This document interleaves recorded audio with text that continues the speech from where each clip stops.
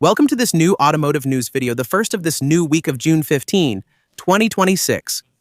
On today's agenda, we're going to talk about what's coming to our gas stations, a new type of gasoline that could extend the life of combustion engines, and the upcoming Citroën 2 Chevaux, which could spark a huge controversy even before its launch, about a European country that is backtracking on electric cars. Lastly, we'll discuss Hyundai, which has just announced a new combustion-powered model while most are focused on electric cars. These are the first topics of this week. I hope you'll find them interesting.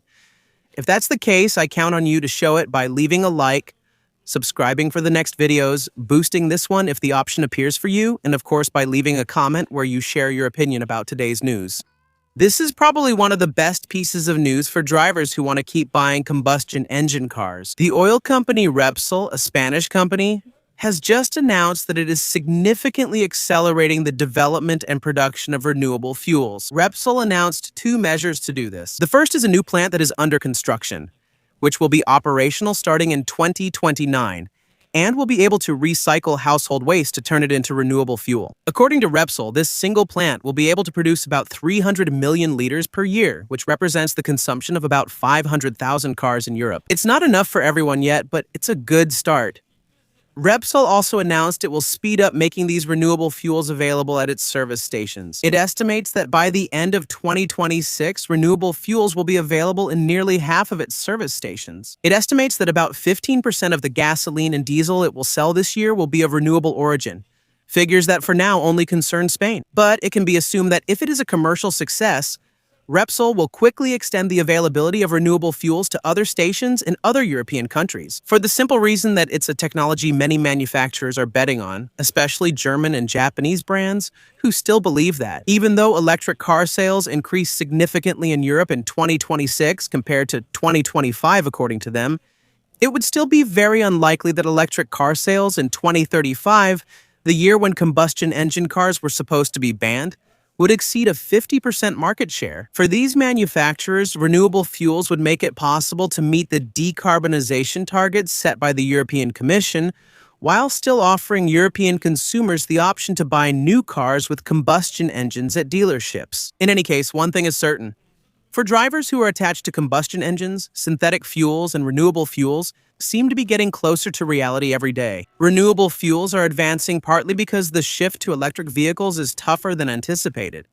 It's a turnaround that pretty much everyone saw coming, but indeed, in the United Kingdom, a country that is among the most ambitious when it comes to electrification, the government is preparing to ease its targets in response to growing pressure from the automotive industry. Until today, manufacturers were required to have an increasing share of electric cars each year. That was supposed to represent a third of their sales in 2026, 52% in 2028, and 80% in 2030. Brands that did not meet these targets risked heavy financial penalties, which could reach up to about 13,000 euros in fines for each combustion vehicle sold beyond the authorized quota. The UK government is reportedly rethinking its plan. A meeting is scheduled with European car manufacturers this week, and the target of 80% electric cars by 2030 is expected to be lowered to just 50%. This isn't surprising since car brands have warned the government for months about market difficulties. Many are forced to offer more and more discounts to sell the electric models they have in stock, a strategy that is simply considered financially unsustainable in the long term. Some car brands even threaten to close their English factories,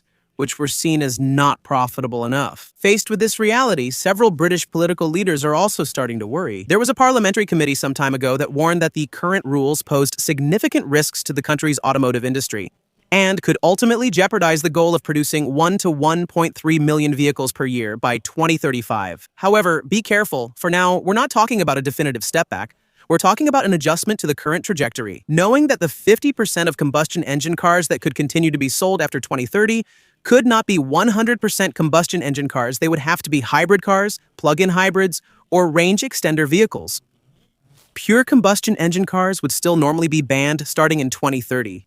This possible step back on quotas shows that achieving a balance between stated ambitions and reality is often harder than expected. But that's not the only surprise of the week, because while Europe is still debating the future of combustion and electric cars, Citroën is preparing the return of a true legend, the 2CV, a comeback that might disappoint some purists. Indeed, this news will likely get many enthusiasts talking. For months, Stellantis has been preparing to bring back several iconic car models. On one hand, at Citroën, it's going to be the Citroën 2CV, and on the other hand, at Fiat, it's going to be the return of the Panda. Two small electric cars that are expected around 2028 and will normally be assembled at Stellantis Group's Italian factory in Pomigliano. So first of all, it was 100% certain that this new Citroën 2CV wouldn't be a 100% French car, that it wouldn't be made in France. But it goes even further than we thought, because according to new information that has come out in recent days, the future 2CV, as well as this new Panda, might end up being just simple Chinese cars with new badges. Indeed, the head of Leapmotor, a Chinese car brand that is distributed by Stellantis in Europe, and with whom Stellantis is already working in collaboration on the development, for example, of a new Opel. The head of Leapmotor, during a roundtable organized in Germany, said that Stellantis considered Leapmotor would probably be the best candidate to rely on for developing and producing these future models of the e-car program. Models that include all the group's small electric city cars, like the 2CV, but also the Fiat Panda. The next Citroën 2CV could use a technical platform from Leapmotor, the Chinese manufacturer already collaborating with Stellantis. This hypothesis gains even more weight when you consider that the Leapmotor T03, which is already being produced in the group's Polish factories in Europe, is exactly the right size. This small car is 3.6 meters long and is offered at around 16,000 euros. Leapmotor is already working on a new generation of this T03, which should benefit from significant improvements in design, material quality, and onboard technology, with development specifically oriented toward the expectations of the European market. So the idea is that the new 2CV and the new Panda might end up being just simple new generation Leapmotor T03S rebadged, on which Stellantis would put bodies that reference the old designs of those previous models. We'll see if that actually happens. What is certain is that in any case, for many enthusiasts, the question goes far beyond the technical specifications or the selling price. Because even though we'd all probably be happy to see a new car sold for less than 15,000 euros hit the French market, that's the goal of this EI car program. The 2CV is not just any car. It's still one of the greatest symbols of French automobiles. It's a car that powered entire generations and is still today part of the national automotive heritage.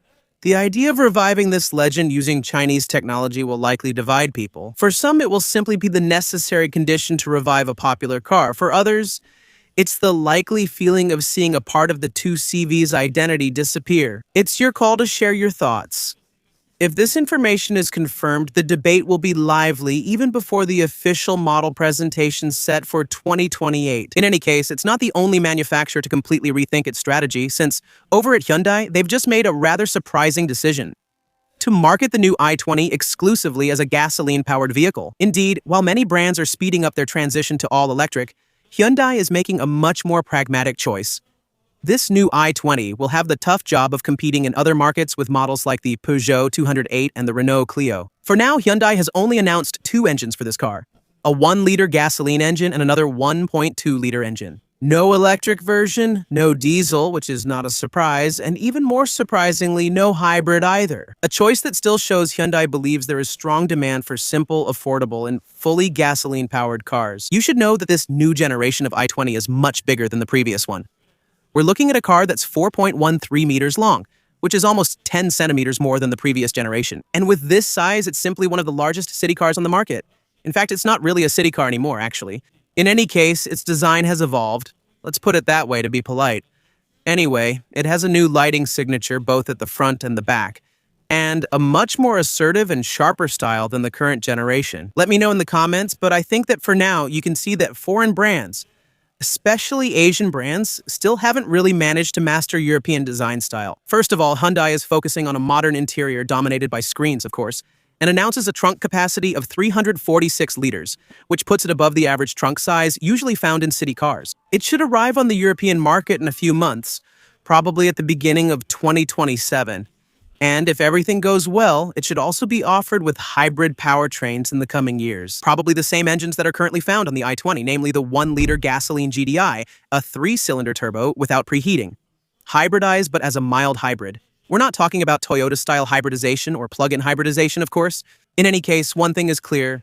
While some have been predicting the rapid disappearance of combustion engines for years, especially in city cars, Hyundai still seems to believe that the reality of the market is much more nuanced. This is further proof that in 2026, not all manufacturers are clearly ready to turn the page on combustion engines for good. That's it.